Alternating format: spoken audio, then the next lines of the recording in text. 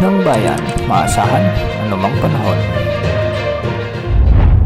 Magandang araw po sa ating lahat. Ngayon ay araw ng Sabado, August 2, 2025 at narito na ang pinakahuling update sa magiging lagay ng ating panahon ngayong araw at sa susunod na 24 oras. Sa kasalukuyan ay habagat ang nakakaapekto na lamang sa Northern Luzon, samantalang may bagyo pa rin tayong minomonitor sa dulong bahagi ng ating area of responsibility. Huling namata ng bagyong ito sa layong 1,635 kilometers, silangan-hilagang-silangan ng extreme Northern Luzon. Taglay ang lakas ng hangin na umaabot sa 55 kilometers per hour malapit sa gitna at pagbugsong umaabot sa 70 kilometers per hour. Sa kasalukuyan kumikilos ito ng hilagang-silangan sa bilis na 25 kilometers per hour. Ayon sa Pag-asa, mababa na ang tsansa nitong pumasok sa ating area of responsibility kaya hindi na ito inaasahang tatawaging bagyong Fabian. Patuloy ang pagkilos nito ng direksyong ito hanggang sa paglapit nito sa may Japan. Samantala dahil pa rin sa habagat, asahan pa rin ang maulap na kalangitan na may mga kalat-kalat na pagulan at thunderstorms sa Batanes,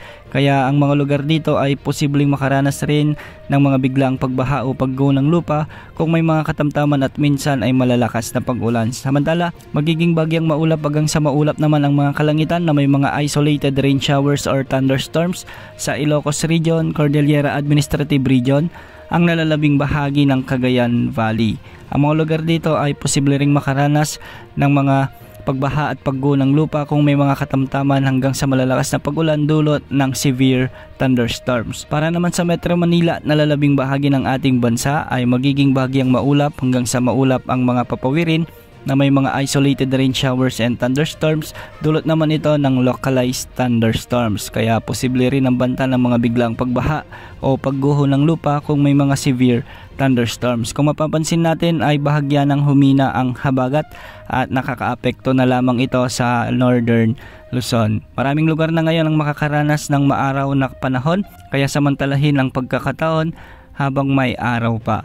Sa mga susunod na linggo ay inaasahang muling iiral ang habagat pagkatapos ng 2 linggo.